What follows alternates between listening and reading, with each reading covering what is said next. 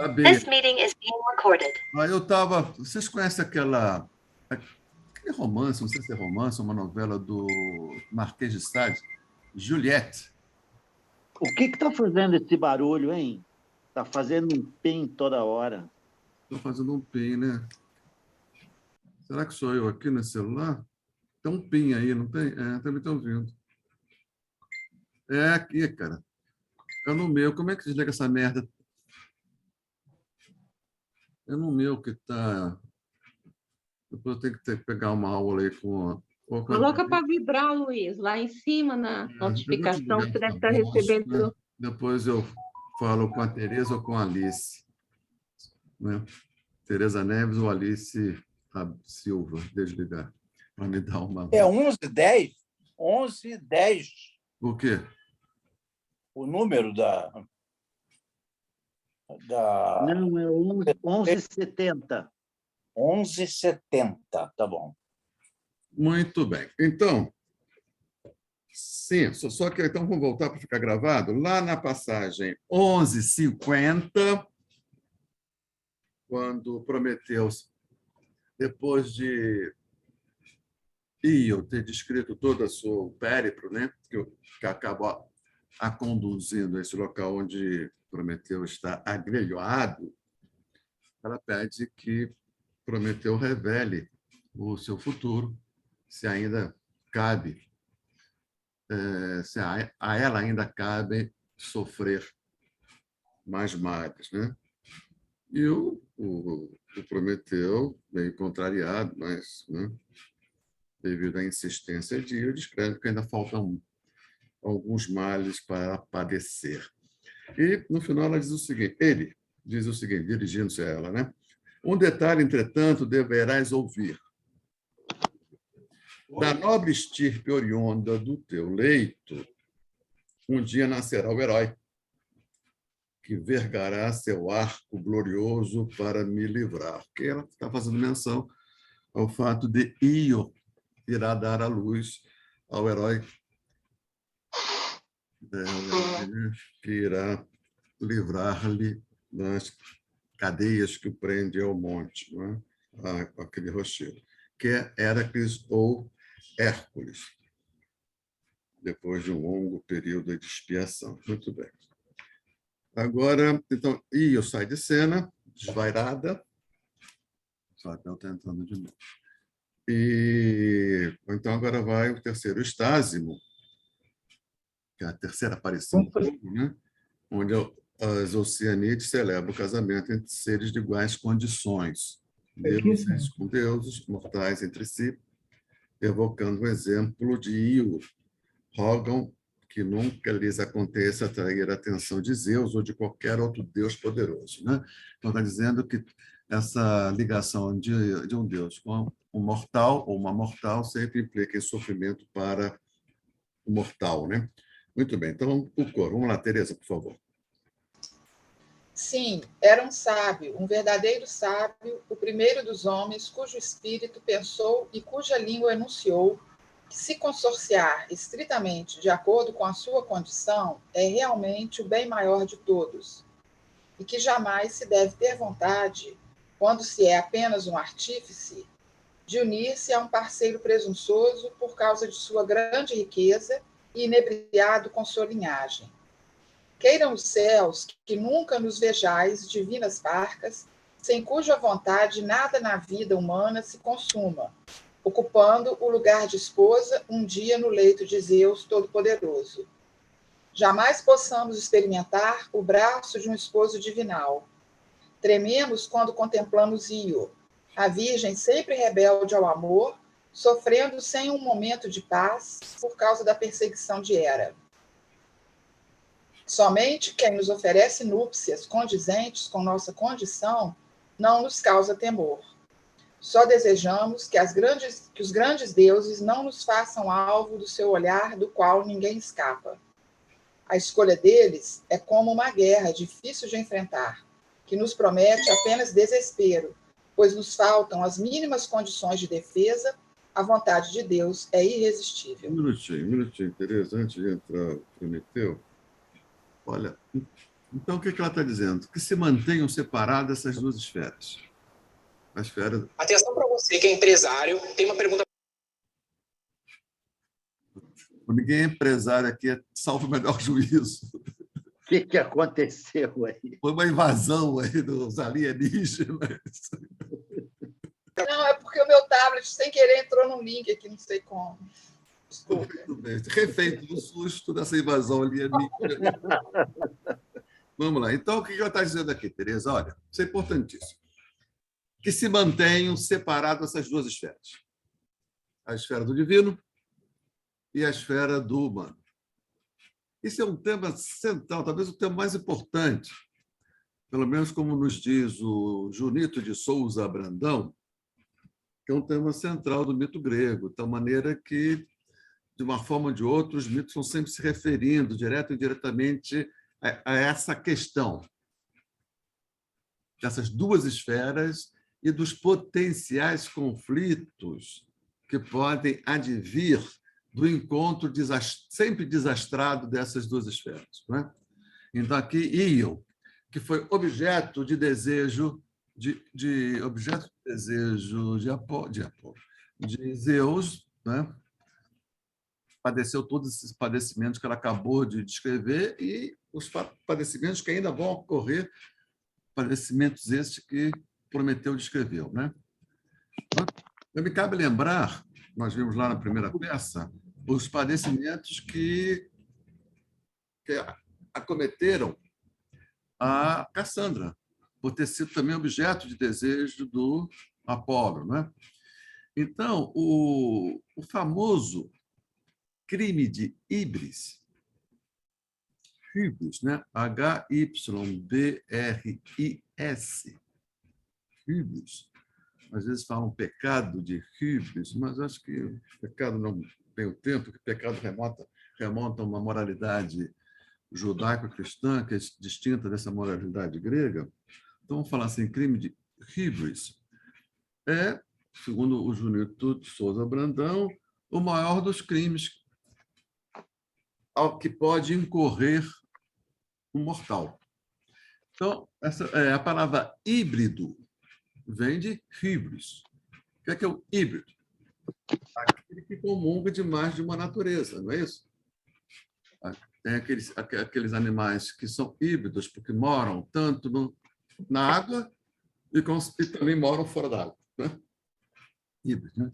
Então, o crime de híbrido seria aquele crime que os homens cometeriam a querer também ter, em alguma medida, uma inscrição na esfera divina. Cobiçar para o mortal, para o finito, o que é da esfera, da ordem do infinito e do imortal. Cobiçar desde a esfera, o lugar da imperfeição, cobiçar conteúdos do registro da esfera da perfeição, por exemplo. Então, quando se diz assim, o Deus Apolo diz, conheça-te a ti mesmo, está lá, é um dístico que está no templo de Apolo em Delfos, portanto, é a voz de Apolo, né, que está ali, descrita no dístico, no frontal do templo, é uma voz de exortação, segundo alguns, de exortação de Apolo, exortando aos mortais que conheçam o seu lugar próprio. Portanto, interditando qualquer cobiça do mortal a dimensões divinas.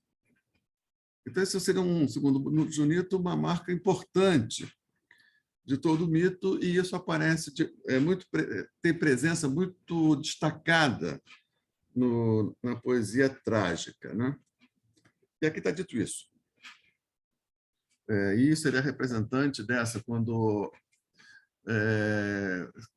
há a possibilidade do encontro dessas duas esferas. Nós podemos entender, aí tem o ponto que eu gostaria de destacar, a filosofia... outro exemplo também desse mau sucesso, desse insucesso que acontece quando a esfera finita cobiça a esfera infinita ou se insurge contra ela, nós podemos tomar Édipo como um exemplo paradigmático desse caso. Né? Édipo, na esfera da imperfeição, na esfera de uma, vamos dizer assim, ignorância invencível, pelo menos na esfera de uma consciência, de um conhecimento limitado. Mesmo assim, ele se julga capaz de reescrever o seu destino, que vem de uma outra ordem, da ordem do divino, da ordem do eterno, do imortal. Não é? E deu no que deu, ele foi derrotado. Não é? Então, a Édipo Rei também consagra a exortação,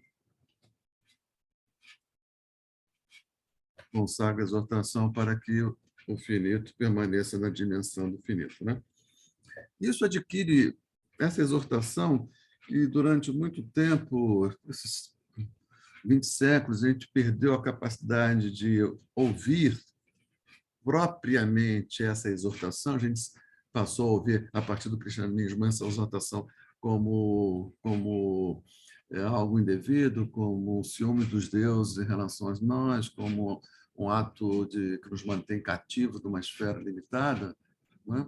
Talvez agora a gente começa a ter outros ouvidos para ouvir essa exortação, quando a nossa ação sobre a Terra, né, ação essa que passou a ser desmedida em função, né, não só do cristianismo, também do capitalismo, né, exacerbado, que a nossa ação começa a colocar em risco a nossa própria vida, a nossa própria existência sobre a Terra. Então, nessa situação que se avizinha, possibilita uma nova audiência a esse tipo de questão, a audiência essa que foi perdida.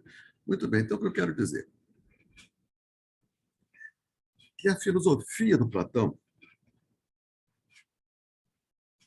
e a partir daí a filosofia do Ocidente, é uma tentativa de saída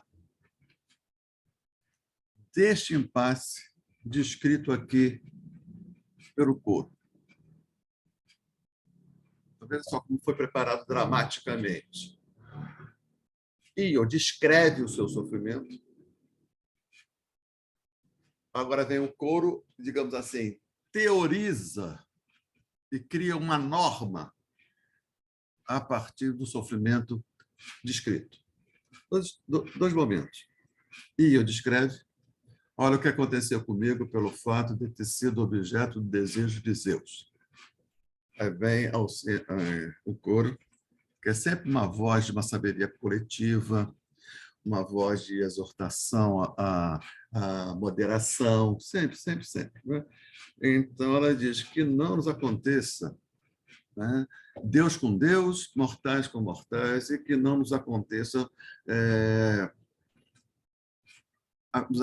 a mistura dessas duas esferas, que devem permanecer separadas. Caso contrário, o sofrimento é certo. Né? Então, ela estabelece como uma espécie assim, de uma norma aquilo que foi dito como vivência por Io. Essa era, vamos dizer assim, a moralidade vigente na Grécia. A concepção de mundo vigente na Grécia. Expressa pelos mitos e ainda largamente vigendo na Atenas democrática.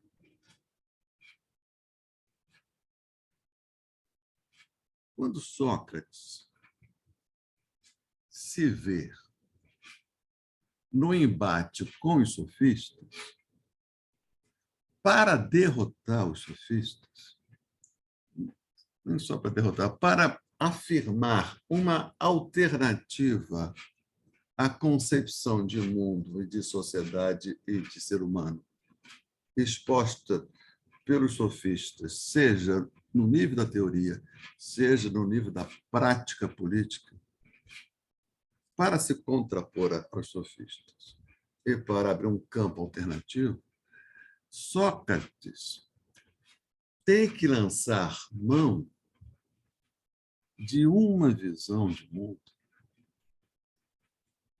que só pode acontecer superando isso que foi dito pelos Oceanides. Eu quero dizer, então, há um problema prático. Superar a sofística. Esse é um problema prático. Não para tudo. O problema não era vivido por toda a polis, era vivido por um conjunto muito pequeno na polis que acontecia em torno de Sócrates, vivido pelo círculo socrático. E percebia que, se a proposta dos sofistas, a visão de mundo dos sofistas, que os sofistas apresentam como alternativa à tradição,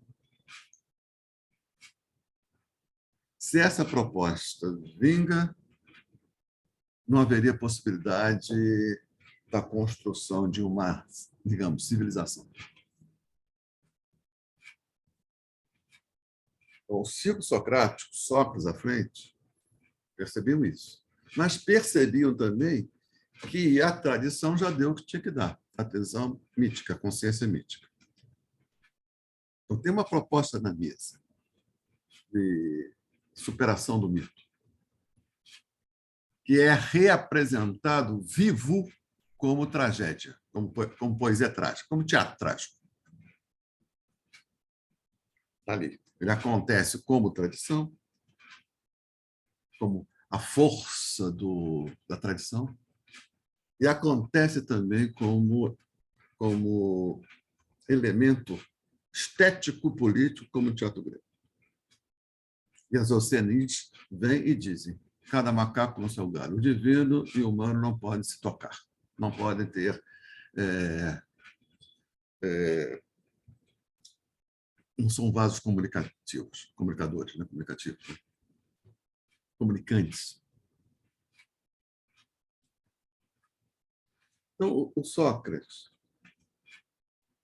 para apresentar na Ágora uma proposta alternativa aos sofistas, que se contrapõe à tradição, e à tradição que contrapõe-se ao sofista, só é possível rompendo com um traço comum que há entre a sofística e a tradição mitológica. Eu vou dizer assim, no primeiro não vou falar o traço comum, vou falar qual seria o elemento capaz, segundo Sócrates, de vencer ambos, porque vence ao traço comum que há em ambos, tradição e sofística. O que é capaz de fazer isso é o que eu tenho chamado sistematicamente aqui de universal.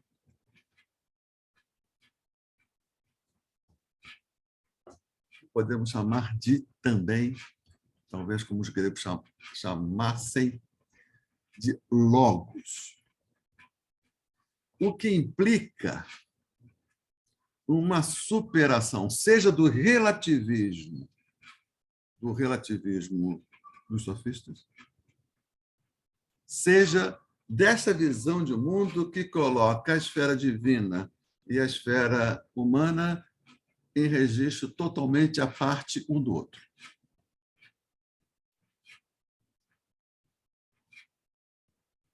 O universal, isto é, o logos, é uma via que descriminaliza o crime de Hibris. Esse é o ponto, viu, Tereza? Descriminaliza o crime de Hibris. porque vai autorizar, legitimar e mais, fazer como condição da vida plenamente humana uma cobiça agora legítima do finito, cobiçando o infinito.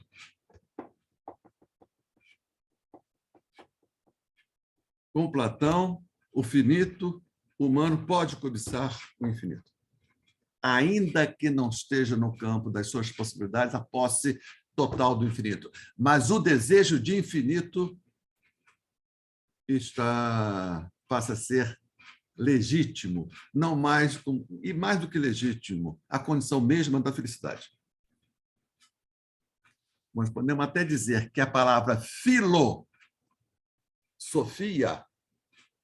um amor ao saber, já está implicitamente dizendo que é legítimo nós amarmos a sabedoria que até então era a panágio dos deuses.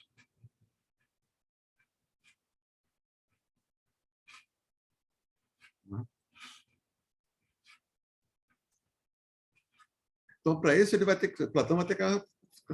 Como é que Platão resolve isso? Primeiro, vou falar qual o traço de continuidade entre a tradição e os sofistas. É um lugar dos homens à parte do infinito. O relativismo é exatamente isso. Nosso olhar, por não poder alcançar o infinito, ou seja, o universal, é um olhar sempre que bate numa parede, nos circunscrevendo, portanto, no espaço delimitado por essas paredes, por essa muralha. Esse é o lugar. É um lugar do relativo. Porque para trás dessa muralha tem outros seres humanos também circunscritos a espaço determinado pelas muralhas que ele determina o território. É essa experiência concreta que aos sofistas foi dado viver, porque os sofistas, antes de chegar a Atenas, eles passaram por diversas cidades, estados, diversos povos, e foram percebendo isso. Está todo mundo circunscrito num território, como se esse território fosse guarnecido por uma grande muralha, de tal maneira que as pessoas só conseguem ver o que está no interior desse espaço circunscrito. Isso é relativo. E não é possível a nenhum ser humano alcançar uma altitude que permita ver para além dos seus limites temporais, históricos. Então, nesse sentido, podemos apontar um traço comum entre a tradição que fala não há possibilidade do encontro entre o infinito e o finito. Esse é o nosso lugar. E se houver um encontro, vai dar ruim para o finito. Vide, io. Então, é um traço comum entre a sofística e a tradição. O relativismo dos sofistas e o ceticismo, né? Decorrente ceticismo no sentido de não é possível o ser humano alcançar a verdade universal. O ceticismo é isso, originalmente, né? Então, nós podemos dizer que, nessa medida, a sofística está no mesmo, vamos dizer assim, ambiente de sentido da tradição, quando a tradição diz cada macaco no seu lugar.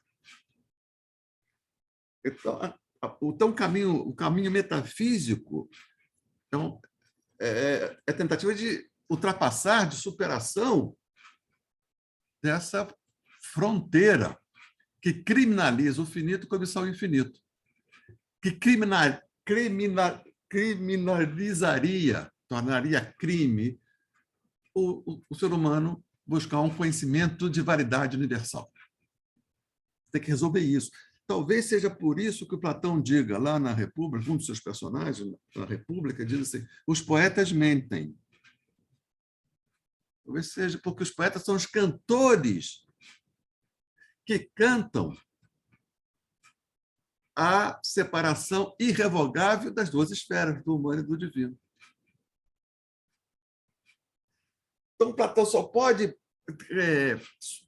desfazer, desconstruir esse crime de híbris, alterando a um só tempo a concepção que os seres humanos fazem de si e a concepção que os seres humanos fazem dos deuses. Essa é a condição. Então, os seres humanos passam a perceber que há uma ponte, esse ser humano que está sendo... essa visão de ser humano, essa concepção antropológica, acerca de nós mesmos, construída aí pela metafísica a partir de Platão, ela aponta para a existência de uma ponte que une esses dois reinos, do finito e do infinito. Portanto, não são dois campos sem um vaso comunicante. Tem. Não altera a concepção, ou seja, em alguma medida, o divino já está em nós, ou seja, o infinito já está no finito. Então, alterei. Já está aqui, nesse campo. E eu preciso mudar a concepção dos deuses. Eles não podem mais continuar sendo esses deuses atrabiliários, erotizados, desejantes, a nossa imagem e semelhança, só que exacerbadamente a nossa imagem e a nossa semelhança. Então, exatamente isso que Platão vai fazer. Os deuses vão se diluindo e no lugar desses deuses antropomórficos, uma imagem de um Deus abstrato que se confunde em alguma medida com uma ideia abstrata de bem. Não vai ser à toa, não vai ser, portanto, sem sentido a apropriação dessa concepção divina pelo cristianismo, né? E, por outro lado, nós não somos apenas finitos. Nós estamos na finitude, mas nós temos uma dimensão infinita que está na alma. Entende? Esse foi o caminho. Podemos dizer que esse caminho foi que fez fortuna, né, no Ocidente, deixando para trás a tradição mitológica que viera para nós literatura, acervo de uma simbologia riquíssima, mais um acervo, uma espécie de um museu, né? E deixa para trás também condenado ao eterno anátema os sofistas com seu relativismo e ceticismo. Tá? Então, olha só, cara. É isso que tá dito. Talvez na plateia dessa apresentação estivessem ali Sócrates e os sofistas assistindo. Entendeu? Isso aqui nós temos que sempre ter em mente que o teatro grego era um ato, ao mesmo tempo, religioso e político. Nós temos ali talvez 30, 40, 50 mil pessoas assistindo isso. Sabe? Numa sociedade de quanta... Qual era a população de Atenas? 200 mil? Para ter ali no teatro mais 30 mil pessoas, era um fato desta ordem. Não é como nós fomos ao teatro, a gente, né, bota uma roupa legal e depois a gente vai jantar, tomar um vinho, porque a gente vê uma peça lá do Ionesco, sabe? Não tem nada a ver com a nossa experiência teatral. Esse teatro grego, que é um teatro que acontece na ágora, né?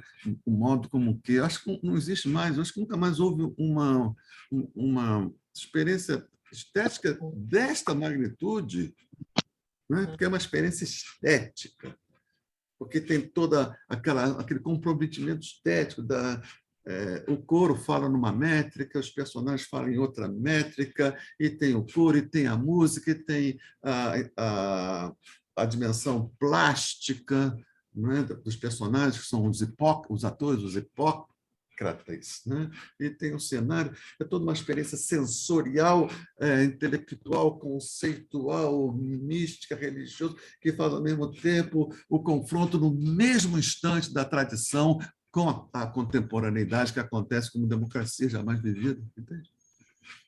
Então, ele está dizendo isso, olha, os seres humanos, uma esfera que tem uma dinâmica e uma legalidade que lhe é própria. Os deuses, outra esfera que tem outra dinâmica. E nós temos que viver nesse confronto, mas sabendo qual é o nosso lugar nisso, ou tendo que saber qual é o lugar nisso, talvez expresso pelo dístico, conheça-te a ti mesmo, conheça o teu lugar. Isso vai ser desfeito pela metafísica platônica. Tá? E nós somos filhos tardios da metafísica. Nós somos filhos do momento onde a metafísica esgotou o seu vigor normativo. Bonito isso, não? Tereza, você lê de novo para a gente aí o coro, depois dessa explanação, de novo o coro. Sim. Sim, era um sábio, um verdadeiro sábio, o primeiro dos Eu te homens. pediria um favorzinho, querida, lê um pouquinho mais devagar para a gente saborear um pouco. Tá. Sim, era um sábio, um verdadeiro sábio, o primeiro dos homens, cujo espírito pensou e cuja língua enunciou que se consorciar estritamente de acordo com a sua condição é realmente o bem maior de todos, e que jamais se deve ter vontade, quando se é apenas um artífice, de unir-se a um parceiro presunçoso por causa de sua grande riqueza e inebriado com sua linhagem. Um minutinho. Olha só, é bonito pra caramba isso. Olha, era um sábio, um verdadeiro sábio, o primeiro dos homens, cujo espírito pensou e cuja língua anunciou o quê? Que se consorciar estritamente de acordo com sua condição é realmente o bem maior de todos. Nos consorciar estritamente de acordo com a nossa condição, de finitos. Nos consorciar estritamente com outros finitos. Então, significaria dizer o seguinte: a Terra é finita, a vida é finita, o planeta é finito e nós somos finitos. O que implica um consórcio com a natureza de finitos, reconhecendo a nossa e a deles. O que implica o quê? Cuidado. O que implica cuidado. Que é exatamente o que não temos. Nós temos o quê? Exploração. Porque nós não percebemos esse consórcio. Não é? Essa era a moralidade grega, que nós só percebemos o seu lado opressivo. Olha só os deuses, né? Eles nos impõem destinos que a gente não pode vencer. Veja só, Édipo não tinha nada a ver com isso, não sabia que aquele era o pai dele, não sabia que aquela era a mulher dele, porque sacanagem. A gente só vê esse lado, a gente não vê, talvez a gente só vê o lado sombrio, a gente não perdemos a capacidade de ver o lado luminoso. Talvez as condições atuais estejam nos trazendo a possibilidade de ver o que não pôde ser visto durante esses muitos séculos. Né? Mas eu pediria que você lesse de novo. Sim, era um sábio. Sim, era um sábio, um verdadeiro sábio, o primeiro dos homens, cujo espírito pensou e cuja língua enunciou que se consorciar estritamente de acordo com a sua condição é realmente o bem maior de todos, e que jamais se deve ter vontade, quando se é apenas um artífice, de unir-se a um parceiro presunçoso por causa de sua grande riqueza e inebriado com sua linhagem. Olha só que coisa incrível. Só que esse parceiro presunçoso, que eram os deuses gregos, agora somos nós mesmos, nos julgando deuses. Né? Porque olha só, cara, como é que o mito grego, né? Incrível como o mito, os mitos de origem, são eles que abrem o campo de sentido, que dão a abertura. Nós podemos dizer que o mito de origem grego dá um tipo de abertura para o existir, que é distinto do campo de abertura do existir, que é dada pelo mito grego, mito judaico. O que o mito judaico diz? A serpente, que é a forma como a força prometeica assume lá no mito judaico-cristão, dizendo assim, e aí, o que vocês podem fazer? A árvore diz, nós podemos comer de todo o... Podemos usufruir de todo o jardim, menos daquelas 2 árvores, porque Deus, quando constrói os seres humanos, diz assim, isso aqui é para vocês serem os mestres e senhores da natureza. Então, como o divino no judaico-cristão está além da natureza, significa dizer que toda a natureza está destituída de qualquer vestígio de dignidade que seja própria. O que apresenta para nós a postura de horizonte de sermos mestres e senhores da natureza. Portanto, no horizonte judaico-cristão, esse drama colocado pelo coro não acontece. E, portanto, nós não conseguimos ouvir que realmente o bem maior de todos é o finito, reconhecer a sua finitude diante de coisas finitas e encontrar o sentido do seu agir aí, o sentido da sua existência aí, na finitude. Porque se você colocar o sentido da sua existência na infinitude, você se desenraiza.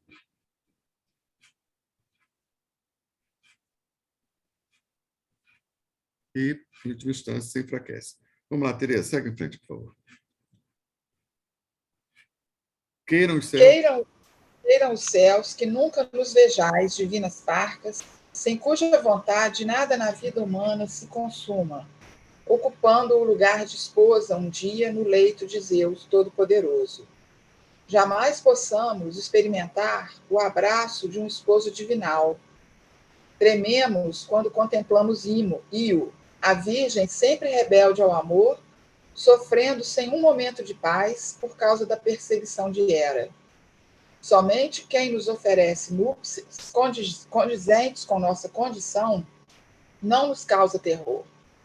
Só desejamos que os grandes deuses não nos façam alvo de seu olhar, do qual ninguém escapa. A escolha deles é como uma guerra difícil de enfrentar, que nos promete apenas desespero, pois nos faltam as mínimas condições de defesa.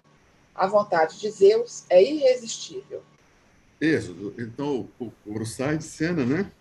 Prometeu, reitera. Agora, ele antecipa aqui, o tradutor antecipa o que vai acontecer na cena 1 do Êxodo. Prometeu, reitera que o reinado de Zeus tem os dias contados em virtude das bodas contratadas e que somente ele, Prometeu, pode evitar sua queda. Instado pelo coro a moderar suas palavras contra Zeus, Prometeu redobra a sua crítica ao Senhor dos deuses, comprazendo-se com a possibilidade de seu declínio. Incrível isso, né? Então, veja, o patos que atravessa as Oceanídeas é em tudo distinto do patos que atravessa Prometeu. É como se Prometeu estivesse apostando as suas fichas num futuro horizonte de sentido da existência que pode e vai acontecer com a derrocada de Zeus.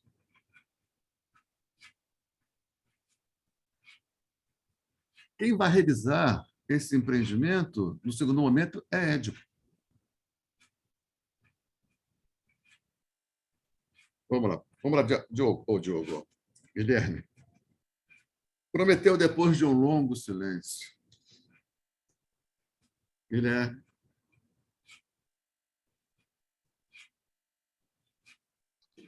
Vamos lá. Minha resposta é esta. Há de chegar o dia em que, malgrado a pertinácia de sua alma, Zeus passará a ser extremamente humilde, pois os festejos nupciais já programados custar-lhe-ão o fim do trono e do poder, com seu inevitável aniquilamento. Será, então, inteiramente consumada a maldição de seu pai, Cronos, contra ele. E nenhum deus, além de mim, será capaz de revelar-lhe, com total clareza, o meio de conjurar o seu desastre e perdição. Somente eu tenho a ciência do porvir e o poder de evitar sua consumação. Depois, se ele quiser, troveje sem parar, fiando-se no estrondo que satura os ares, agitando nas mãos o dardo afogueado. Nenhum socorro o impedirá de despenhar-se ignobilmente numa queda inevitável, tão formidável há de ser seu adversário, que a esta hora já começa a preparar-se.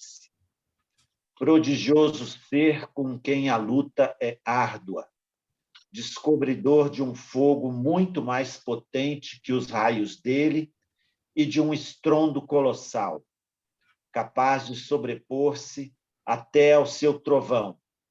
Diante dele, o próprio flagelo marinho que abala a terra. Sim, refiro-me ao tridente, arma de Poseidon, voará em pedaços.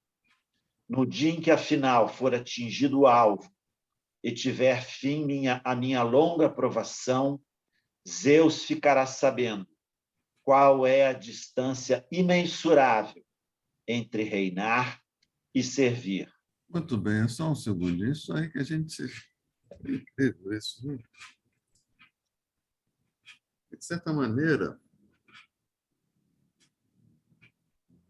nós estamos vivendo ecos desse drama exposto por Prometeu. Tem que ter em mente o seguinte. Eu falei isso algumas vezes, falo de novo. O mito de origem grego, a gente só consegue compreender a grandeza não, a singularidade e, portanto, a grandeza desse mito comparando com o mito judaico-cristão.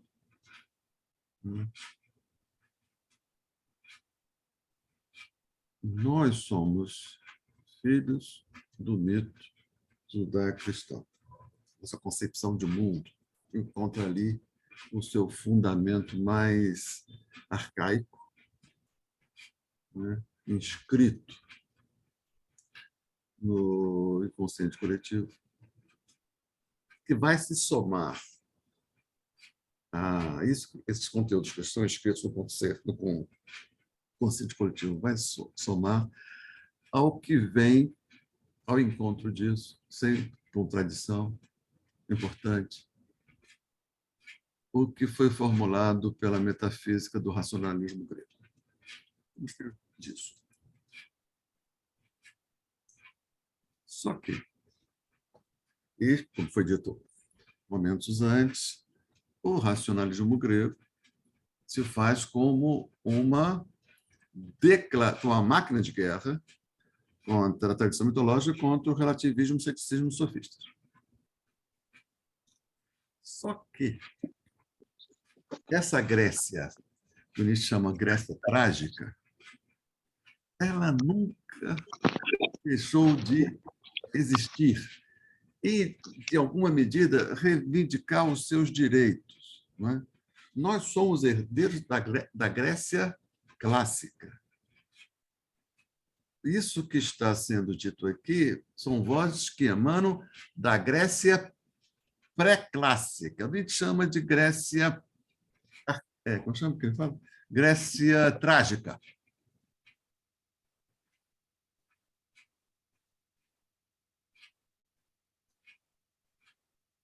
durante boa parte do tempo, do Renascimento para cá, porque durante o medievo todo, a cultura grega foi tida como cultura pagã, mas nesses anos, nesses séculos todos de afirmação do cristianismo, você sempre se afirma negando o outro que, por contraste, afirma as características fundamentais da sua singularidade. Então, para o cristianismo afirmar as características, particularidades da sua singularidade de cristianismo, se fez do confronto do seu outro, que era o paganismo. Não é? Politeísta, animista, ou seja, que dava foros divinos à natureza, os deuses múltiplos, né? Se afirmava assim.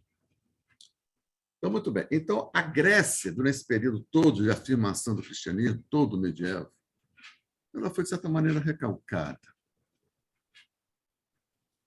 Inclusive Aristóteles era tido como materialista. Platão sobreviveu, porque Platão era idealista, uma ideia de bem abstrato que podia se confundir, podia ser assimilada ao Deus cristão. No Renascimento, o que é o Renascimento? O que renasce no Renascimento? A Grécia. Né? A estatuária renascentista é dos corpos nus, não é? Rei Davi, Moisés não é nu, não, mas o Rei Davi, Michelangelo. É o renascimento do espírito cristão, grego, e, em alguma medida, do paganismo. Mas o paganismo estético, literário.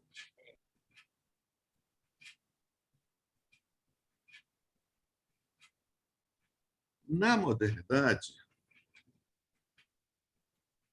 vai ser afirmado, antes do Renascimento, houve um fenômeno importantíssimo, que é o fenômeno de São Tomás de Aquino, na Alta Idade Média, século XII. Que se confunde com a fundação da Sorbonne, em Paris, do bairro latino, né? Bairro latino, Quartier Latin, por quê? Porque ali se falava latim. E ali, no interior da Sorbonne inicial, que São Tomás de Aquino, contrariando o que pregava o índex que tinha colocado Aristóteles no terreno dos livros proibidos. Até então, toda a teologia cristã foi de extração platônica, mas São Tomás, com seu jeito, percebeu em Aristóteles uma fundamentação melhor, mais potente, para dar racionalidade à religião revelada. Veja, como Aristóteles estava no índex, não havia traduções latinas para Aristóteles, mas havia traduções árabes, porque os árabes, evidentemente, não estavam sob o jugo do índex vindo de Roma. Né? Então, São Tomás lê Aristóteles em árabe e traduz para o latim, a partir do árabe, porque não se tinha os textos em grego. Não há uma recuperação aí a partir de São Tomás da Grécia. O Renascimento, um renascimento, vamos dizer assim, sobretudo no campo das artes, do paganismo, ainda que controlado. Né?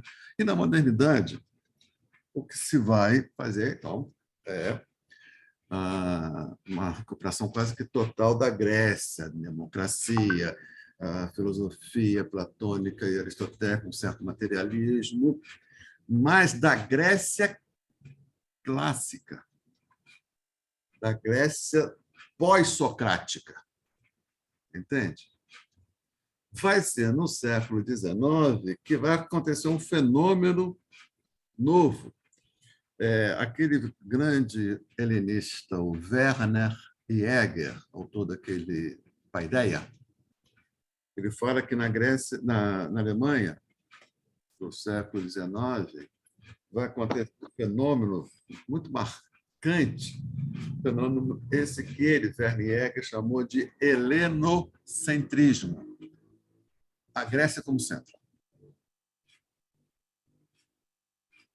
Os alemães, com aquela sensação de que estão encurralados por dois grandes impérios, o Império Russo, que volta e meia toma a Polônia e, com isso, faz fronteira com os ducados alemães, e, do outro lado, a França, com a sua força, né, econômica e política. Então, os alemães divididos em, né, uma miríade de condados, em busca da sua alma. Então, esse sentimento assim, do alemão em busca da sua alma encontrava na Grécia o modelo para o seu futuro. Encontrava no passado o modelo para o seu futuro. Daí veio esse culto exacerbado da Grécia, que o Werner Jäger chama de helenocentrismo. Só que, no primeiro momento, o helenocentrismo tinha a Grécia clássica, vou chamar assim, a Grécia do racionalismo grego, a Grécia dos filhos de Sócrates como modelo. Mas vai acontecer, na segunda metade do século XIX, uma valorização, continua a valorização da Grécia, continua o helenocentrismo, mas a Grécia vai mudar a Grécia cultuada vai mudar de tempo. Não vai ser tanto a Grécia socrática, aristotélica e platônica, vai ser a Grécia pré-socrática, cujo acontecimento mais efusivo é o teatro grego, é a tragédia. Então, podemos encontrar aí uma figura, talvez a figura assim, mais claramente adepta do helenocentrismo, mas não a Grécia clássica, mas a Grécia pré-socrática, está na figura de Richard Wagner.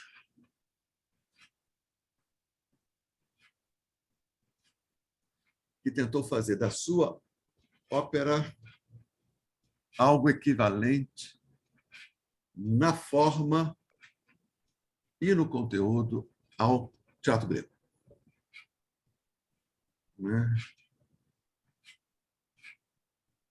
Daí Nietzsche viu em Wagner o renascimento da tragédia.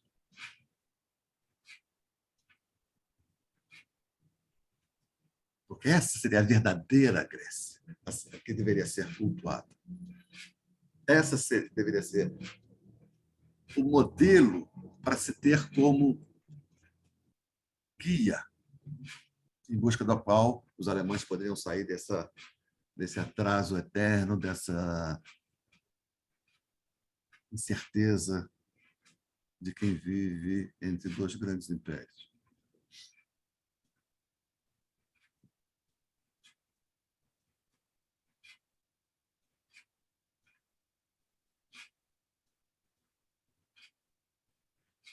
Então, muito bem.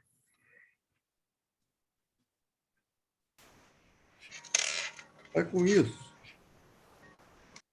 é como se os alemães aí tivessem o nosso modelo para nos construir como nação. A Alemanha era atrasadíssima, era um país camponês dividido e que não tinha ainda nenhuma expressão cultural marcante. Então, o modelo não é o modelo que impera na França e na Inglaterra, modelos diretamente oriundos, como modelo da Grécia clássica, mas sim um modelo da Grécia pagã. Muito bem. Aí vem, nós somos obrigados a... E nós somos, de certa maneira, filhos disso também.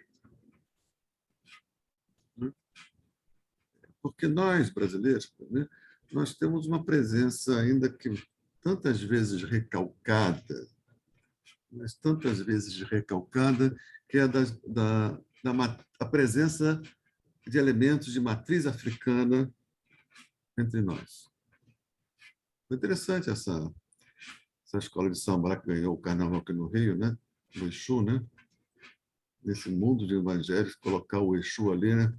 Todo-poderoso, é interessante, né? Então, nós podemos dizer que o Exu, os orixás das religiões de matriz africana, é o que mais próximo da Grécia nós temos aqui na nossa vivência.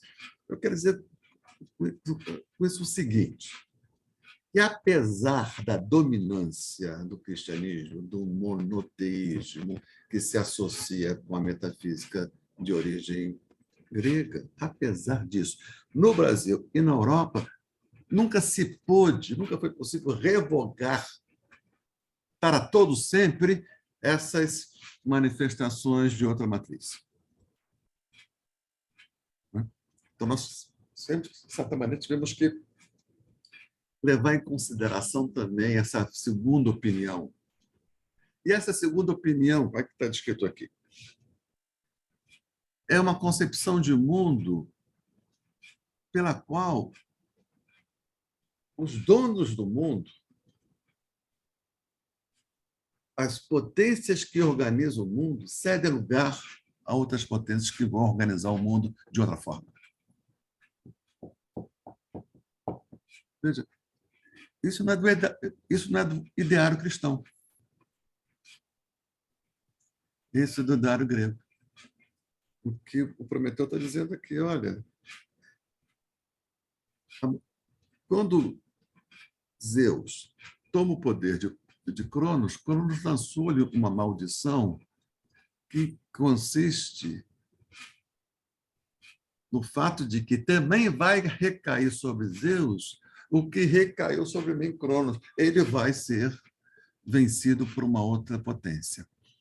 Então, o que coloca... Veja só, então, o mundo grego, as subjetividades que são formadas no mundo grego, levam as pessoas, o tempo todo, a ter em mente esse suceder de gerações dominantes.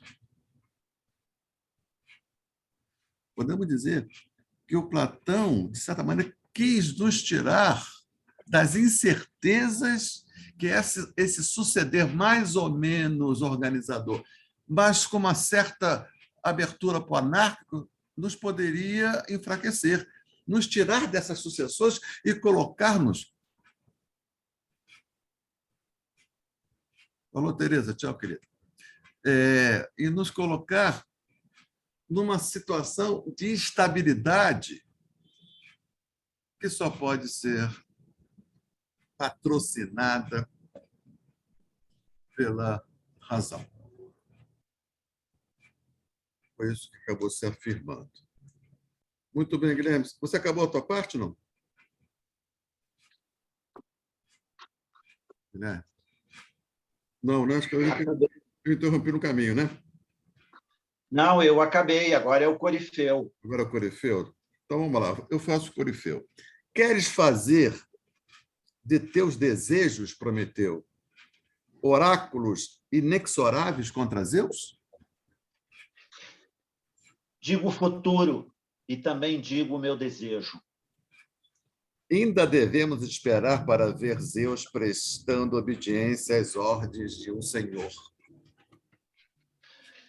E seus ombros recurvos, suportando penas 1000 vezes mais pesadas do que estas minhas. Não tens receio de dizer essas palavras? Quem temeria, quem não poderá morrer? E se ele te impuser suplícios mais cruéis? Imponha-os. Espero tudo contra mim. É sábio quem se curva diante de Adrastea. bajula, adora o dono do poder, implora. A minha preocupação com Zeus é nula, que ele haja e reine como lhe aprouver durante este curto período restante. Sobra-lhe pouco tempo como rei dos deuses. Aproxima-se o Hermes. Meus olhos veem o mensageiro de Zeus, o servo do novo tirano. Com certeza ele aparece para nos trazer notícias. Impelido por suas sandálias aladas, Hermes pousa junto a Prometeu. Tereza, você voltou? Vai continuar? Voltei, consegui. Agora está ouvindo melhor.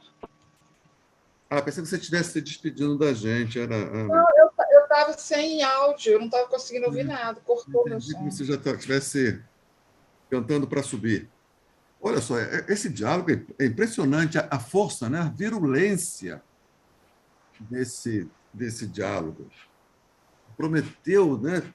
Posse de toda, não sei se é arrogância o termo. O Prometeu passou para a história como arrogante, mas talvez não seja exatamente isso. Seja assim, aquele marrento ao modo do Romário. O Romário era marrento, mas ele fazia 3 gols, entende? É diferente de uma arrogância vazia. É uma arrogância de Romário, que é arrogante da justa medida da sua própria potência. Prometeu isso. Né? Ele fala assim, olha só que frase. 12:35. Digo o futuro e também digo o meu desejo. Ou seja, Zeus vai se fuder. Isso é futuro e meu desejo. Então, Corifeu, ainda devemos esperar para ver Zeus prestando obediência às ordens de um senhor. Ou seja, mais uma vez reafirmado o processo transitório do poder das gerações dos deuses. Então, qual é o poder novo que vai se instituir? Não é? Nesse processo incessante de reorganização do mundo. Então, nós podemos dizer aqui, viu, Tereza, que aqui está expresso, nessa concepção, que o ser tem uma história. Que é a história da geração dos deuses, do suceder de gerações dos deuses. Então, quando Platão vem com a metafísica, o que quer fazer? Acabar com a história do ser, tornando o ser eterno, imutável. O que dá uma segurança. Mas tem preço.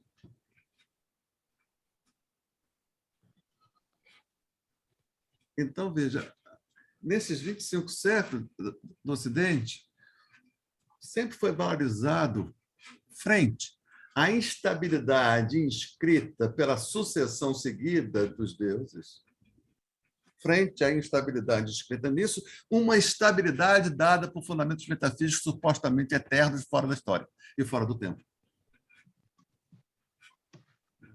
E depois de 25 séculos, como diria Galileu, e, no entanto, se move. Aí nós somos lançados para, de novo, né, bate a nossa cara o fato, o ser tem uma história, só que nós não estávamos psiquicamente, culturalmente aparelhados para dar conta disso. Porque nós fomos formados na suposição de que o ser não tem história. Que esses deuses que nascem, não morrem, mas são sucedidos por uma outra leva de deuses, esse processo incessante de sucessões tinha sido definitivamente vencido.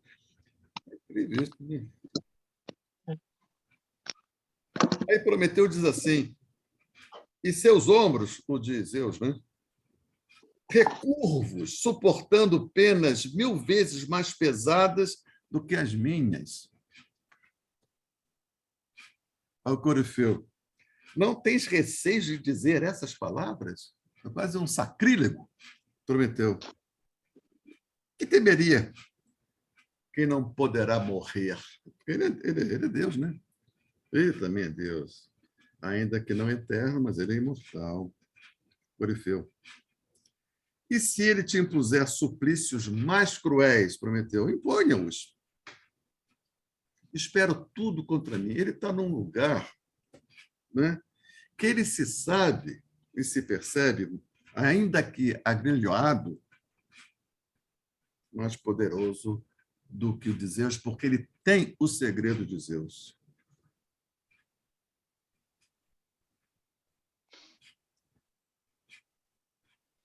Muito bem. Aí aparece o Hermes, né? Com as suas sandálias. Hermes é aquele que faz a ponte entre as duas ordens, né? Os deuses. Faz a ponte, não. A ponte foi a imagem que eu usei para mostrar que há uma comunicação, né? Aquela ideia da ponte realmente não foi boa, né? Porque a ponte quem faz é Prometeu. E nós poderíamos dizer, refazendo agora aquela imagem que eu fiz, que a metafísica platônica lançou uma ponte entre os dois universos, do finito e do infinito. Nós podemos dizer, não, que a metafísica platônica, melhorando agora a formulação, a metafísica platônica supôs descobrir que há um território comum, há uma interseção, como chama isso? Interseção? É, uma interseção. Há uma parte em nós que é divina. Portanto, não é uma ponte, é o reconhecimento que há um território comum. Esse território comum, essa interseção entre esses dois conjuntos, essa área de interseção entre esses dois conjuntos, o divino e o humano, é o Logos. Isso aí que fundamenta a metafísica. Agora vamos Hermes. Então é o seguinte, Tereza, você faz o Hermes e o nosso Guilherme faz o Prometeu. Agora o bicho vai pegar. Deixa eu ler aqui. Não vou ler, não. Margarete, está para ler essa retranca aqui? Êxodo, cena 2, para não falar muito.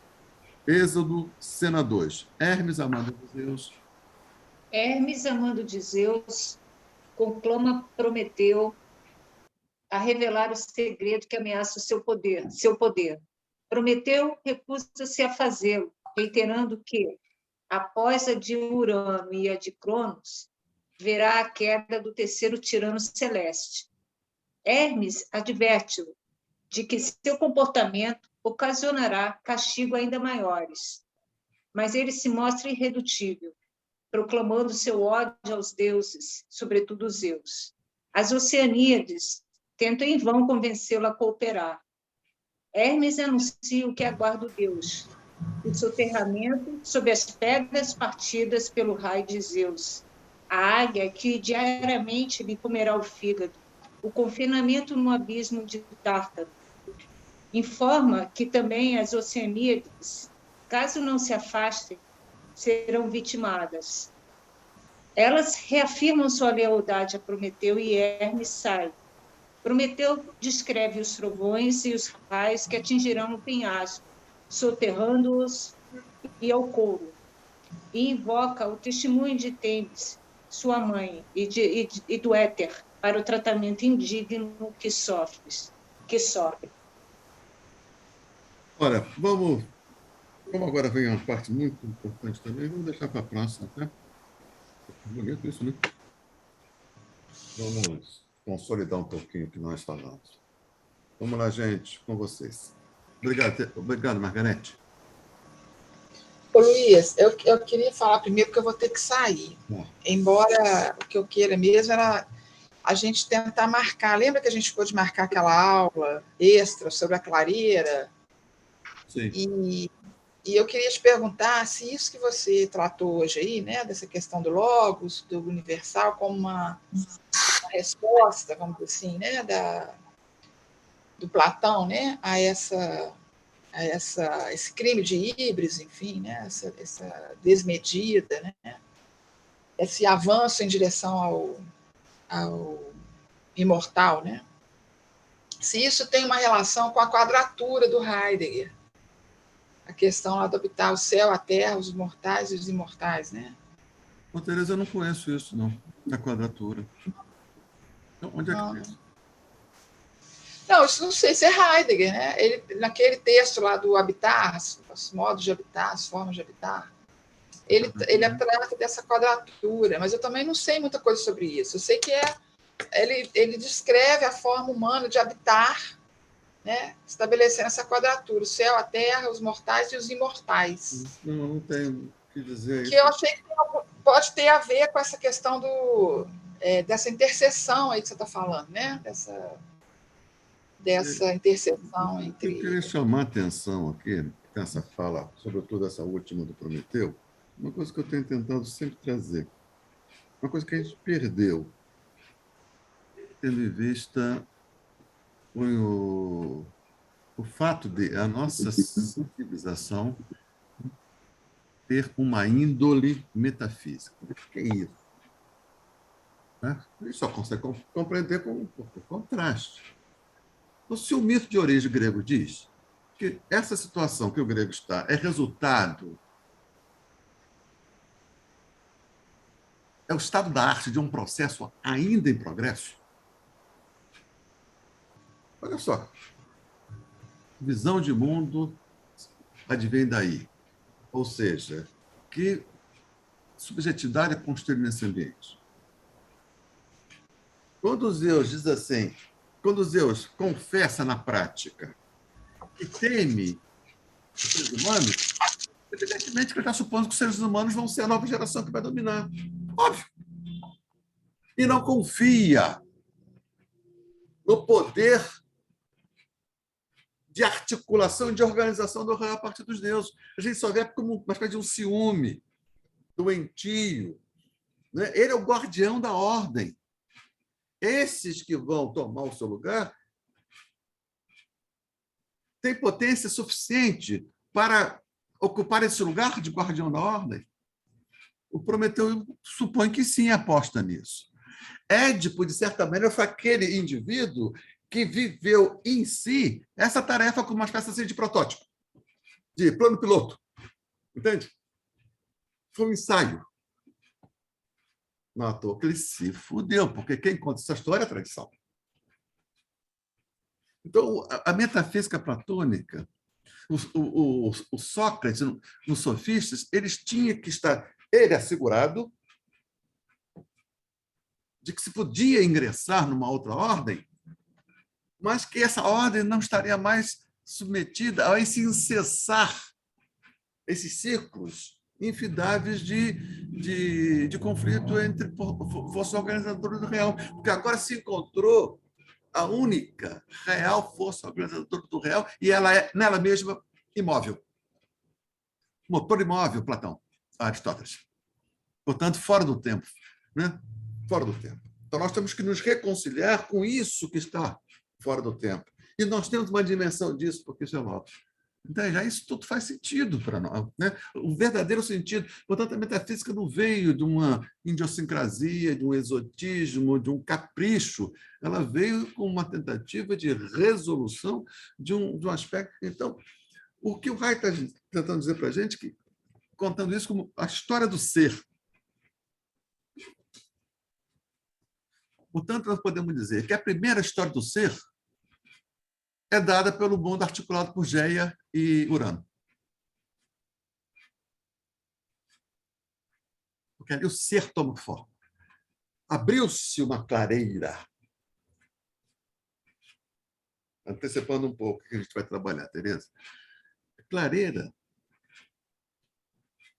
é luz, né? É Licht, luz em alemão. Não, veja só.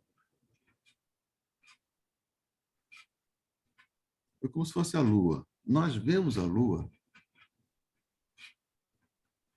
e supomos que a gente vê a Lua porque a Lua lança suas luzes para os nossos olhos. Não é? Vamos assim, ingenuamente, antes da compreensão de todas as forças, né? A gente olha a Lua está lançando a sua luz.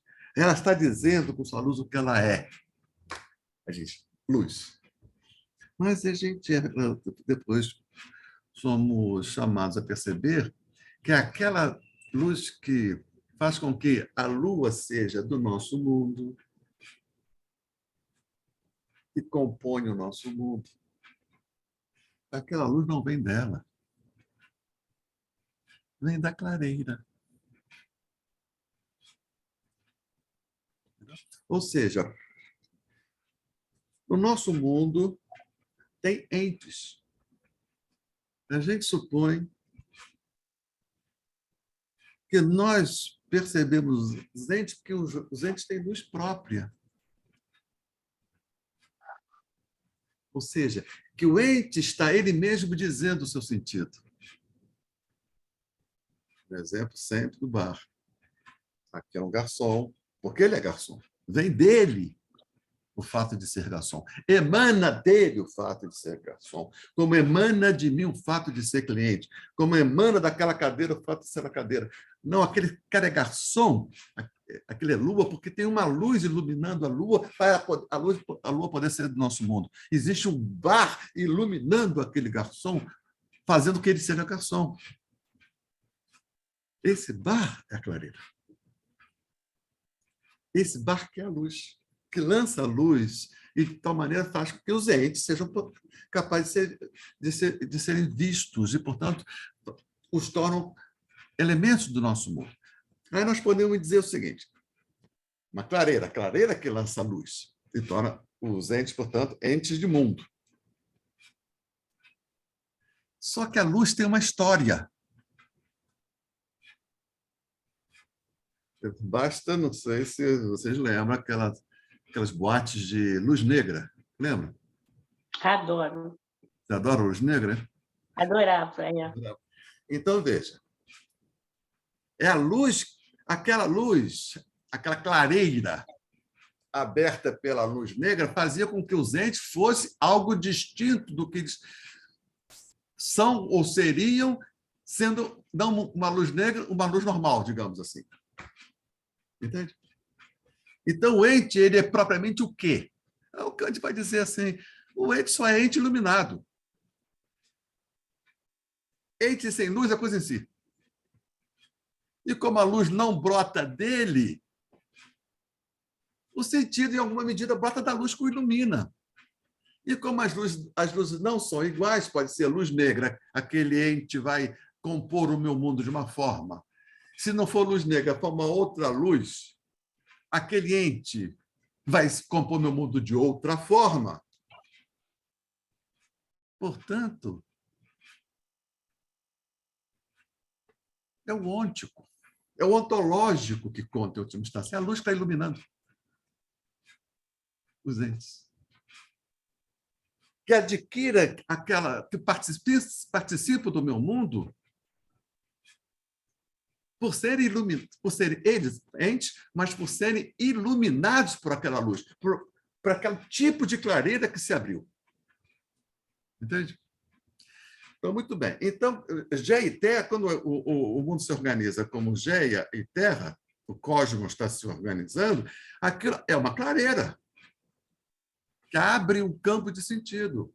E depois vem, né, os titãs e depois vem os deuses olímpicos.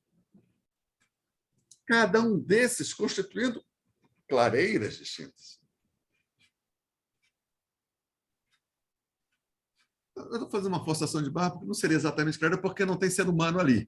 Se não tem ser humano, não tem clareira. Mas estou assim, fazendo um esforço aí de... É um exemplo meio infeliz por isso, porque só tem clareira se tem um ente capaz de receber o ente iluminado. Somos nós. O bicho não recebe. Tá certo? Mas queria mostrar essa marcação sempre presente, e, sobretudo, nessa última passagem do Prometeu, marcando as sucessões. Né? O que traz o Prometeu, o que traz para Zeus, e essa configuração última, uma suspeita em relação aos possíveis novos deuses.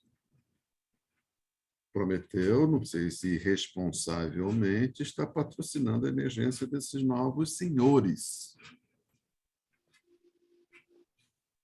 E o mito grego sempre exortou: olha o crime de Híbris, não, nada em demasia, não é? Conheça-te a ti mesmo. São sempre exortações de moderação, de reconhecimento do seu lugar, de finito.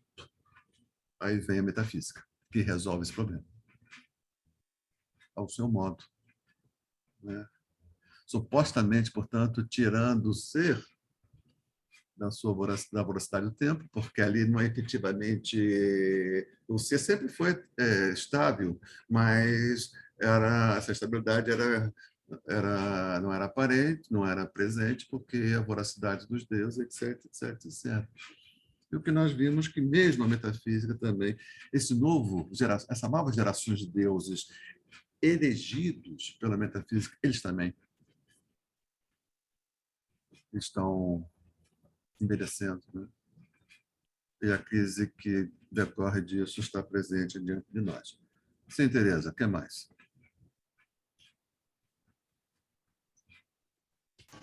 Luiz, eu agradeço. Agora realmente eu vou ter que sair. Tá? Eu agradeço. E a gente, se você achar que a gente pode ainda marcar aquela aula extra, pode combinar. Uma semana de antecedência, tá? Tá bom. Tá? Você Ok. marca a data, uma semana. Vamos marcar agora em maio, que vai estar em recesso aqui a universidade, aí vai ficar mais fácil para mim. Marca um dia, tá? Me dá assim, 10 dias de antecedência para pegar as minhas anotações. Tá. Segunda ou terça é bom para vocês? Segunda e terça está legal para mim. Então tá. Você escolhe. Então tá bom, a gente marca. Essa semana a gente marca. Falou, queria até. Tchau, gente. Boa noite para vocês. Bom fim de semana. Obrigada, Tereza. Até breve. Até mais. Obrigada a você. Até mais. Eu queria aproveitar uma reflexão sobre o que você nos traz, que tem também em outras aulas, sobre uma coisa que você passou de raspão, que foi essa questão da escola de samba e essa questão do Exu. Eu acho que aí você me trouxe a questão lá na Alemanha, naquele momento em que se volta da Grécia, mas não a Grécia clássica, que todo esse caminho que acabou o Nietzsche, né? E o próprio Heidegger fazendo, e de uma certa forma influencia esse pós-modernos, né? Toda essa filosofia que está dentro de um contexto da falta de potência da metafísica judaico-cristã. Ora, eu acho que me parece que existe uma guerra de narrativas nesse campo, no qual eu acredito que o conceito arqueteleológico do racionalismo está mortalmente ferido e não com possibilidades de se recuperar. Então, eu vejo que o campo que está se dando agora é o campo da subjetividade, que deixa muito a esquerda profundamente desarmada para atuar nesse campo. Mas é um campo de narrativas. E eu vejo essa questão da escola de samba como um fenômeno daquilo que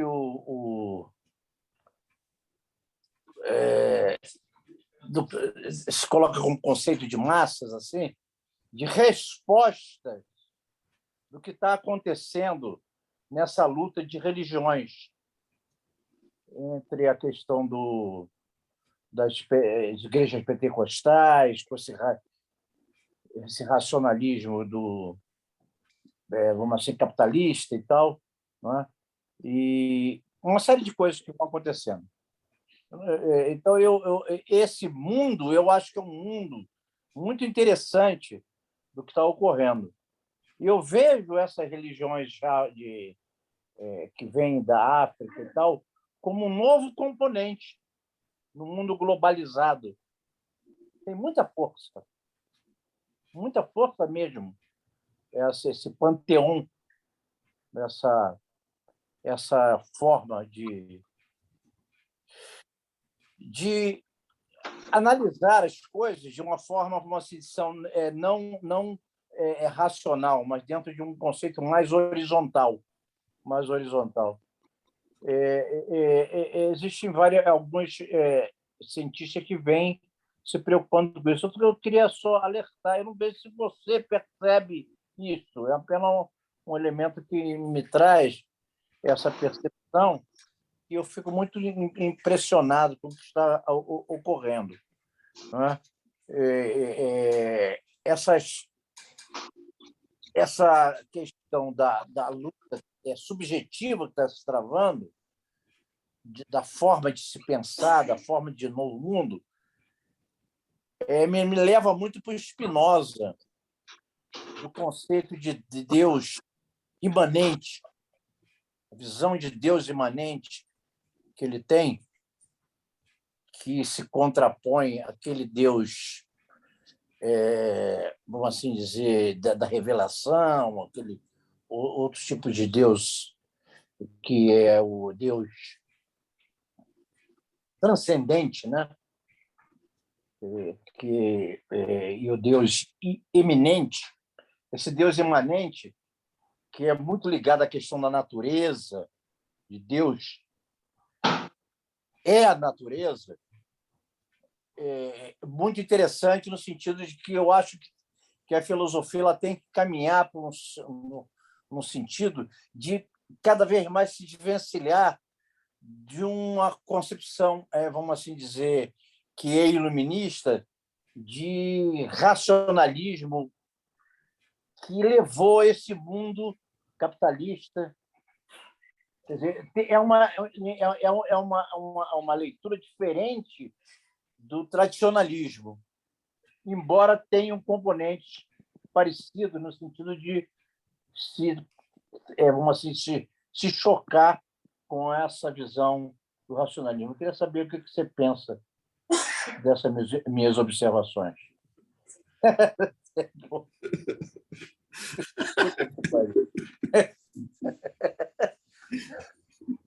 Isso é tudo, né? Isso é tudo. Né? Uma situação... não sei se já ficou claro como é que... Vai estourar, sabe? Veja só, uma situação... Está claro para a gente as características mais básicas, mais centrais do que está acontecendo. Eu sou daqueles que acham, né, que nós estamos numa crise, momento de crise de civilização. O que a gente tem da crise de civilização, os seus aspectos assim, mais, vamos dizer assim, imediatos, como crise política, né? Que é evidente no Brasil, na França. Né? Na França, nós temos lá dois, o partido PS, né? Partido Tradicionalista, fora do jogo, o PCF, o Partido Tradicionalista, fora do jogo. Né? E nós temos a dissolução da União Soviética, apontar um caminho para agora o que é exatamente essa chamada guerra da Ucrânia, que não é uma guerra, é uma invasão. Né? Então, nós temos assim os seus efeitos políticos mais imediatos, econômicos, ideológicos. Aí tem os fundamentalismos, a perda de prestígio das ciências e daqueles valores metafísicos, universal, como não. A gente sente assim, essas coisas assim, os efeitos ideológicos da crise, políticos, econômicos, mas por trás disso tudo, no meu ver, tem essa crise, cujo efeito também é uma crise de civilização, na medida que valores tradicionais do Ocidente começam a ser, né, perdendo vigor, mas por trás também da crise de civilização, cujos efeitos são menos evidentes, por trás dela, no fundo de tudo, aí tem uma crise, a meu ver, oriunda da história do ser.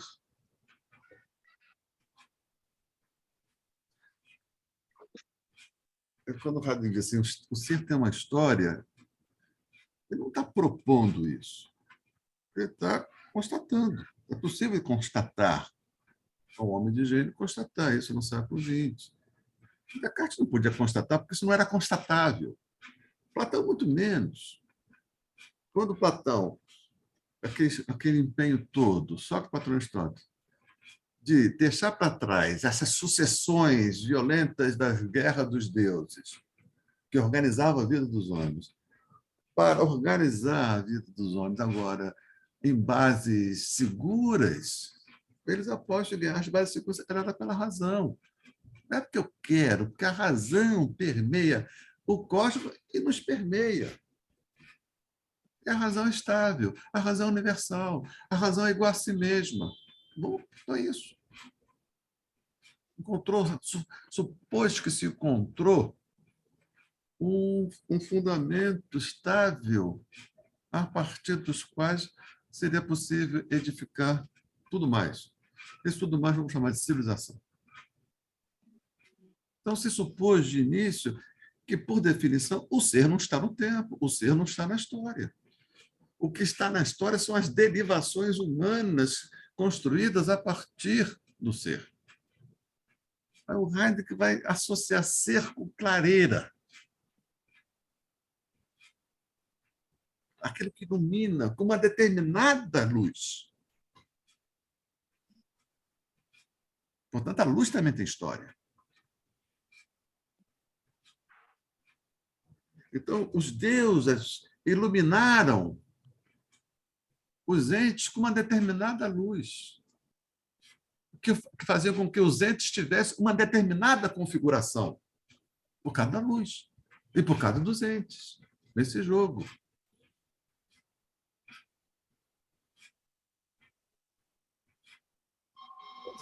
Essa metafísica se estabelece. Essa é a única luz capaz de iluminar a verdade dos entes. Mas essa luz está se apagando. Nós somos contemporâneos deste apagar desta luz, que se apaga por ter consumido a sua potência, que é uma lâmpada. Ela só, aquela que não caiu, que não quebrou, ela apaga por quê? Por ter realizado a sua obra de iluminar. Mas cada vez que ela ilumina, ela vai se consumindo a si mesma até perder o poder de iluminar. Então, é como se nós fôssemos testemunhas desse apagar. E nesta madrugada, todos os gatos são pardos. Entendeu? Nós estamos vivendo esse momento.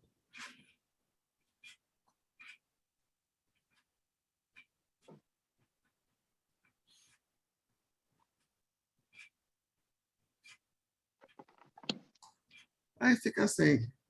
Então vamos estabelecer uma nova luz capaz, porque se essa se exauriu, vamos então estabelecer outra para que ela possa iluminar e a gente continua, portanto, no mundo iluminado com uma única mesma luz, portanto, todo mundo está vendo as mesmas coisas, porque a luz que ilumina para mim é a luz que ilumina para você, portanto, a possibilidade de comunhão, de conversa, porque o que eu estou vendo, você está vendo. Uma nova luz é possível de ser constituída, uma nova clareira. Como foi a clareira que se construiu a partir da metafísica e do cristianismo?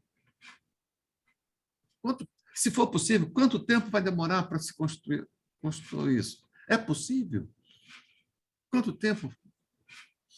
Entendeu? Eu acho que a gravidade de uma situação como essa, ao que meu ver, Heidegger chamou a atenção quando disse só um novo Deus é capaz de nos redimir. Então, nos coube viver esse interregno, né? Onde é a hora dos fantasmas. Né? Viu, Arlindo? Eu vejo mais ou menos assim, cara. Né? Então, é isso mesmo. Então, todas as coisas... São diversas clareiras, então. São lanternas. Então, na verdade, não tem uma São clareza. lanternas, são luzes.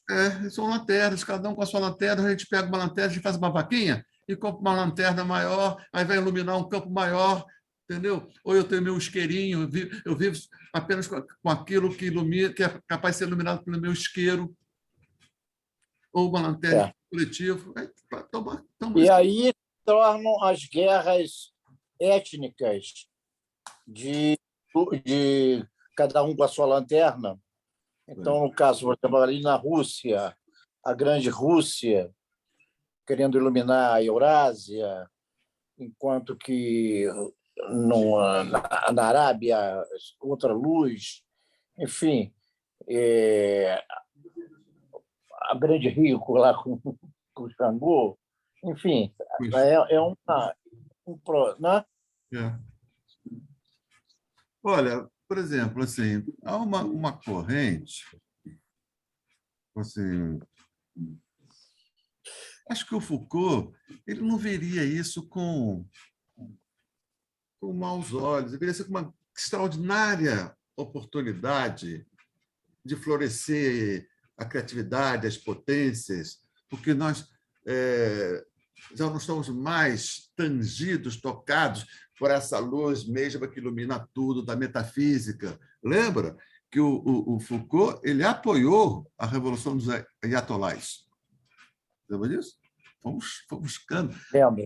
Porque ele via ali, nos Ayatollahs, uma revolta contra o iluminismo. Seria essa luz que ilumina todo mundo e torna tudo igual a si mesmo, porque é uma luz potente, que fica tudo chapado, porque aquela luz... Uma certa ditadura, né? Uma ditadura dessa luz única que ilumina tudo. Então, Foucault, ele... Né? Então, os chamados pensadores pós-modernos são esses que vêm nesse campo onde essa luz que iluminava todos já não ilumina com tanta potência, um campo extraordinário de chance de criatividade para florescer novas flores que jamais floresceram. Sim. Isso lá nos anos 80, 90, só que nós estamos nos anos 20 e começamos a ver que quem está dominando a cena, de certa maneira, é a extrema-direita. Veja só uma coisa, viu, Arlindo? Eu estava até conversando com a Bia ontem, a Beatriz Martins, né? Essa nossa companheira aqui. Estava lá em Copacabana, foi não sei aonde, ela está lá sentada num bar, naquele simplesmente, né? Bia, sentei lá, cara. Foram 3 horas de conversa, 2 garrafas de vinho. E ali, porque a Bia, como a Tereza, ela é especialista nessa área, né? Pesquisadora, jornalista, doutorado nessa área de cibernética. Então, eu estava conversando com ela, veja só, Arlindo, que de início, quando surgiu essa internet, as redes, e antes de acontecer isso, já havia uma teorização potente do Deleuze acerca dos rizomas. Então, foi visto o seguinte: então, o que é o rizoma? É aquilo que não está sendo iluminada por uma luz externa ao sistema, que ilumina o sistema e torna tudo mais ou menos conforme essa luz que está iluminando o sistema todo. Né? Esse é o modelo metafísico. O modelo rizomático é o seguinte: cada um ilumina uns aos outros, sem que tenha uma luz fora do rizoma que ilumina o rizoma e imponha ao rizoma a luz que não vem do rizoma, mas vem fora dele. Então, isso foi saudado por Deleuze. E pelas experiências iniciais das redes cibernéticas, com uma extraordinária capacidade de expressão de potenciais emancipatórios. Não é? O rizoma, sem centro, sem um governo. Então, o rizoma seria o autogoverno, o conhecimento que se produz coletivamente, as experiências que são partilhadas coletivamente, sem passar censura, pela gerência, ou pelo filtro de uma instância fora do rizoma, que, em última instância, determina o que pode e o que não pode, né? Então, a experiência teórica do rizoma e depois a experiência prática, em alguma medida, do rizoma pelas redes, nos pareceu a constituição prática daquilo que foi pensado pelos socialistas utópicos, os falancérios, a livre associação dos trabalhadores, sem governo, sem patrão, sem gerência externa, a livre associação. O rizoma parecia ser isso e nos encheu de esperança, y compris moi. Só que, aí vem a questão, né? Que tem a ver, ao meu ver, com o que você está dizendo. Que o rizoma, ele próprio, foi capturado por forças não rizomáticas. Então, esses robôs, né, que operam no rizoma, isso foi na campanha do Brexit, na campanha do Donald Trump, Cambridge Analytica, na campanha do Jair Bolsonaro, olha só, são forças não rizomáticas, porque tem centro, tem poder, tem local de decisão, tem estratégias que não brotam do rizoma, na articulação interna dos sujeitos rizomáticos. É fora do rizoma que impõe ao rizoma uma determinada orientação, portanto, desfazendo, ou pelo menos obliterando, as potências rizomáticas no interior do rizoma. Agências extra-rizomáticas, e que impõem de fora ao rizoma, destituindo o rizoma da sua potência, vamos dizer assim, emancipatória. Então, aquilo que parecia ser uma vantagem do mundo não metafísico, ele também está capturado por forças que impõem ao rizoma uma vantagem como a dele. Entende o que estou dizendo, Arlindo? O cara do Twitter disse que vai acabar com isso, obrigando, tirando os robôs, né, do Twitter. Arlindo, eu não estou te vendo. Arlindo, eu preferia te ver, porque fica mais fácil para eu compreender o que você está dizendo.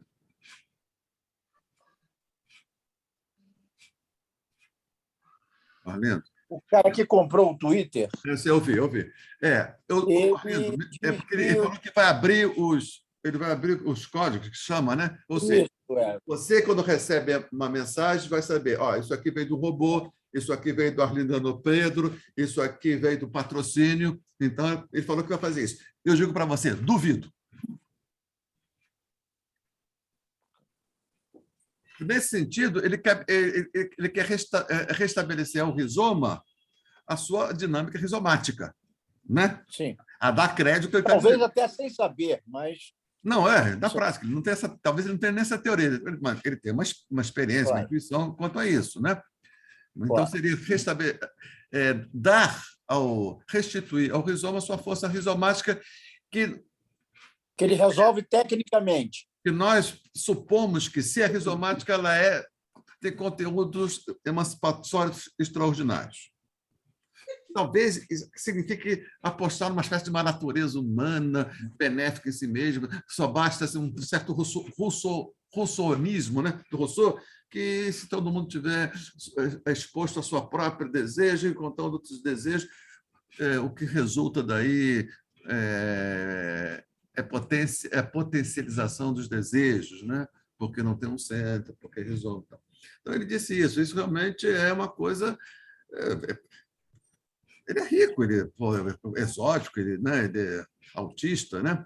Ele tem Asperger, né? Então, pode ser até que, pelo fato de ser Asperger, pode ser que ele tenha um pensamento distinto dos demais. Não sei. Também não sei, não. Eu apenas anotei esse aspecto. Não é um aspecto desprezível, ele disse isso. Mas a força que ele gerencia, será que ele é sujeito da própria força que ele gerencia? Não sei. Porque ele pode dizer, eu vou abrir o código, mas a força que ele gerencia, que tende a ter um dinamismo próprio, ou seja, tende a ser um projeto sem um processo sem sujeito, Porque o Elon Musk quer ser o sujeito desse processo, quando ele diz assim, vou abrir o código. Ele quer ser o sujeito desse O processo. governo chinês também falou a mesma coisa. Quem? O governo chinês também falou a mesma coisa, de O governo. obrigar obrigar ali as grandes empresas a abrir seu código. Mas até agora não conseguiu. Vamos ver. Bom, é isso. É uma coisa que nós temos que acompanhar. Eu acho que são tempos muito interessantes. E deve ter sido muito bom essas 2 garrafas de vinho de vocês.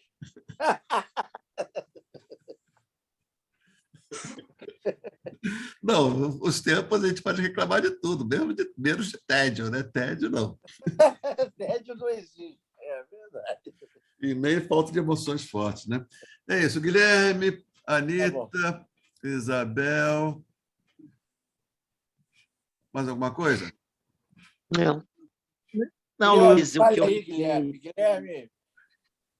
Não, eu fiquei curioso a partir de uma conversa que eu tive essa semana sobre, no fundo, muito do que está sendo falado, embora tu não tenha se referido, Luiz, é o pós-modernismo, certo?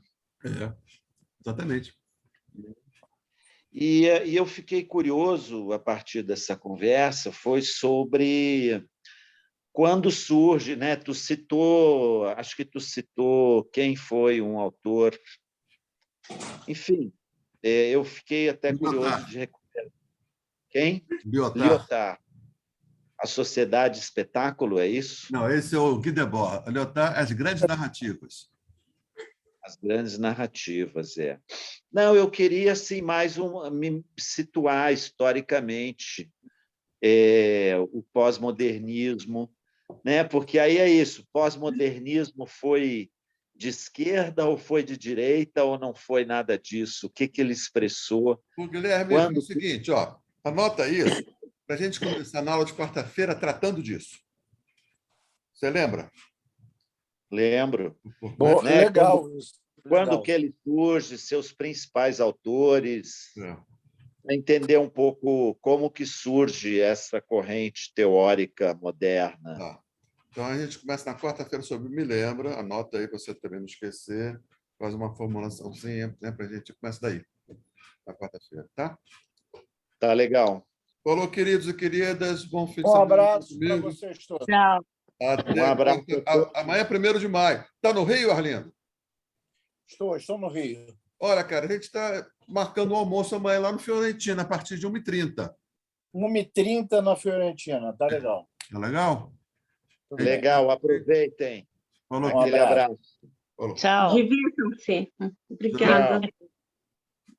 Muito. Tchau, meu amor.